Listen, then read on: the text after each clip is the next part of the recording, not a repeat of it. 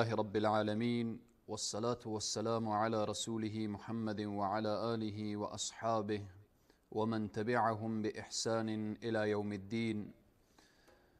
قال الله تبارك وتعالى في القرآن العظيم: فأعوذ بالله من الشيطان الرجيم وإذا الموءودة سئلت. صدق الله العظیم. خدمت همه بینندگان عزیز و گرامی، السلام علیکم و رحمت الله تعالی و برکاته. همه شما عزیزان و بزرگواران را در برنامه آداب اسلامی خوش آمدید میگویم. بحث ما پیرامون ادب به همراه اطفال هست. الله سبحانه و تعالی در سوره کهف می فرماید: المال والبنون زینة الحیات الدنیا. مسئله اولاد، مسئله اطفال بسیار مسئله مهم است. وقتی ما میگیم احترام به بزرگان یا ادب به همراه موسفیدان، ادب به همراه علما و معلمین، اما باید این نکته را فراموش نکنیم: ادب با اطفال.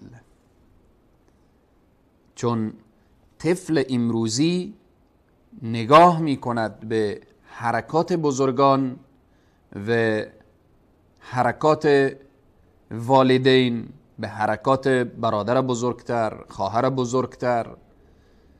پس بناهن طفل باید با او مؤدبانه برخورد بشه تا اینکه فرزند با ادب فردا به جامعه تقدیم بشه. بعضی از انسانها با اطفال چنان برخورد میکنن که گویا این دشمن اونهاست. بسیار خشن، بسیار به حالت پرخاش و به حالت قهر و به حالت عصبانی و به حالتی که او طفل نمیداند چی بگوید و چگونه از این شخص حرف زدن و بالآخره مسائل زندگی را یاد بگیره. عموما اطفالی که با قهر و غضب بزرگ میشن، سرنوشت اونها سرنوشت خوبی نیست. چگونه؟ شما در جامعه وقتی که جستجو میکنید و یا میبینید و میشنوید انسانهای ظالم، انسانهای قطاع الطریق، انسانهایی که رحم، شفقت، ترحم ندارن، وقتی زندگی اونها را بررسی کنید، آنها از آغوش مهر و محبت پدر و مادر دور مانده بودن. کسی نبوده با اونها مؤدبانه برخورد بکنه. اشخاصی بودن با اونها ظالمانه برخورد میکردن، اونها ظالم بزرگ شدن. بی رحمانه با او برخورد میکردن، او انسان بی رحم و بی شفقت و بی مروت و اینها بزرگ میشه. پس بناهن ادب با اطفال، با طفلان، با فرزندان، با خردسالان مسئله مهم است که باید ما آنها را رعایت کنیم. الله سبحانه و تعالی می فرماید: و اذا الموءودة سئلت بأی ذنب قتلت. آنهایی که نسبت به اطفال ظلم میکردن و او را زنده به گور میکردن، روز قیامت این طفل پرسان میکنه، از این اشخاص سوال کرده میشه و این طفل میپرسه: بأی ذنب قتلت. من چی گناه داشتم که مرا زنده به گور کردید؟ اما این را باید فراموش نکرد. اگر انسانها متوجه ادب فرزندان خود نشوند، حقیقتا فکر اونها، اندیشه اونها، عزت اونها، عفت اونها به گور شده است. همه اونها را از دست داده است. یک نفر هست جسم طفل را زنده به گور میکنه، یک نفر هست فکر و اندیشه او را با برخورد ظالمانه او را زنده به گور میکنه. پس بناهن همانطوری که ما نسبت به رشد جسمی اطفال تلاش میکنیم، باید به فکر روح و روان، به فکر ادب و اصلاح اطفال هم باید باشیم. آداب به همراه اطفال چگونه هست؟ اولین ادب با اطفال تشویق به طرف علم و دانش و فقاهت.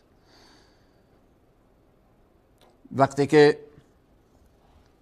طفل بزرگ میشه، یعنی در سن 7 ساله میرسه، باید تشویق بشه به خواندن، تشویق بشه به نوشتن، تشویق بشه به درس و تعلیم و به حفظ قرآن به اسلوب درست، نه اینکه به زور، نه اینکه به زجر و به شکنجه، بلکه با اسلوب درست و صحیح او را تشویق کردن به درس و به تعلیم.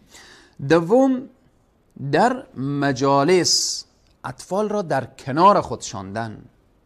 ادب با اطفال هست. شما ببینیم جریان ابن عباس در مجلس سیدنا عمر رضی الله عنه. ابن عباس یک طفل بود، یک نوجوان بود، در مجلس بزرگان، کبار صحابه، بزرگان نشسته. در آن لحظه وقتی که سوره فتح اذا جاء نصر الله والفتح پرسان میکنن از ابن عباس که تو از این سوره چی میدانی؟ چی میفهمی؟ و این سوره برای تو چی میگوید؟ ببینید ابن عباس یک طفل هست، یک نوجوان هست، ولی الله سبحانه و تعالی به او استعداد داده. و بعد میگه که من از این سوره بوی فراغ رسول صلی الله علیه و سلم به مشام من میرسد، من این را درک میکنم و میدانم. سیدنا عمر رضی الله عنه میگوید سبحان الله، من هم چنین برداشته داشتم. ببینید ابن عباس را، یک نوجوان را.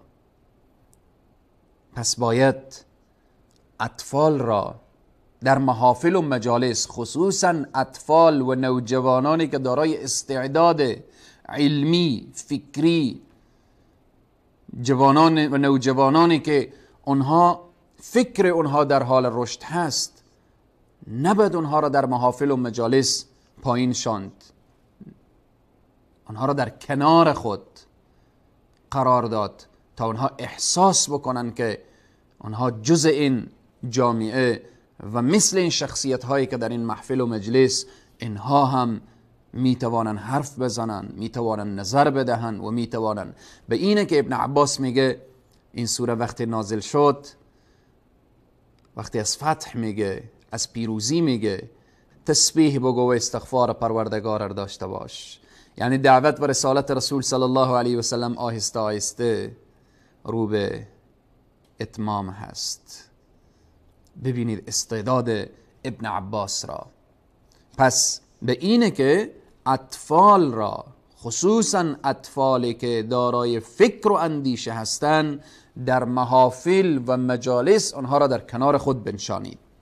سوم، طفل نیاز به بازی داره.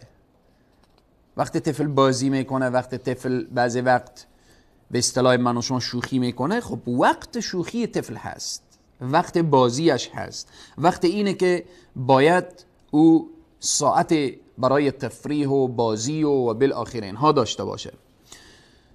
رسول اکرم صلی الله علیه و سلم به راستی که کان احسن الناس خلقا، نیکترین انسان از روی اخلاق بودن، اخلاق زیبایی داشتن. سیدنا انس برادر داره به نام ابو عمیر. این ابو عمیر یک پرنده داره. رسول اکرم صلی الله علیه و سلم وقتی او را میبینن برایش میگن یا ابا عمیر ما فعل النغیر، که نغیر تصغیر نغر هست، به معنای پرنده هست. یعنی چه کار میکنی ابا عمیر؟ پرنده تو چگونه هست؟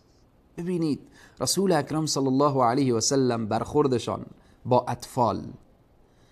بعد از چند روزی ابا عمیر در بازار هست. رسول اکرم صلی الله علیه و سلم از بازار عبور میکنن، میبینن که ابا عمیر گریه میکنه. رسول اکرم صلی الله علیه و سلم میفرماید چرا گریه میکنید؟ میگوید یا رسول الله مات النغیر، یا رسول الله نغیر مرد. رسول اکرم صلی الله علیه و سلم کنار او می نشینن، با او بازی میکنن، از او دلجویی میکنن. در روایات میاره با او شوخی میکنن، با او بازی میکنن، با او دلجویی میکنن تا اینکه او میخنده، گریه اش تبدیل به خنده میشه. یکی از اصحاب رسول صلی الله علیه و سلم از راه تیر میشه، میبینه یا رسول الله چه کار میکنید؟ الله اکبر. اخلاق رسول صلی الله علیه و سلم، برخورد رسول صلی الله علیه و سلم با اطفال. و بعد میفرمایند رسول اکرم صلی الله علیه و سلم که این ابا عمیر هست، پرندهش مرده، گریه میکرد. من خواستم که تبسم و خنده بر لبهای این طفل بیاورم. پس بناهن ادب با اطفال، وقتی بازی میکنه چی میشود؟ لحظات با اطفال خود بنشینید داخل خانه بازی کنید. دخترک دارید با او، عروسکی که داره با او بازی کنید. طفلک دارید اگر آل و اسباب بازی داره، وسایل بازی داره، همراهش بنشینید با همان شکلی که او دوست داره و میخواهد. لحظات شما هم در کنار طفل در وقت بازی خوی و طبیعت طفلانه بگیرید تا اینکه وقت او طفل لحظات خوش بشه و احساس بکنه که بهترین دوست برایش پدرش هست، بهترین دوست برایش مادرش هست، بهترین دوست برایش برادرش هست، بهترین دوست برایش خواهرش هست، خانوادهش هست. درس مهر بگیره، محبت بگیره. دیگر این که از جمله ادب با اطفال هدیه دادن با اطفال هست، خصوصا وقتی جمله زیبای طفل از زبانش بیرون میشه. وقتی درس میخوانه سوال از او میکنید، پرسان میکنید فرزند من یک سوره تلاوت بکن، حدیثی که یاد گرفتی کو بخوان، سوال مسئله شرعی که یاد گرفتید، هر مسئله‌ای که طفل یاد میگیره وقتی از او پرسان میکنید یاد داره برایش هدیه بدهید. رسول اکرم صلی الله علیه و سلم میفرمایند تهادو تحبو، هدیه بدهید محبت بگیرید. قضیه هدیه مسئله طفل و بزرگ و فقیر و غنی نداره. لا اقل اگر برای طفل دیگه چیزی هدیه ندارید یک تبسم طرفش داشته باشید، او را به آغوش بگیرید، محبت کنید، برایش آفرین بگویید. همچنین از جمله آداب به همراه اطفال اینه که برای طفل هیچ وقت دروغ نگویید.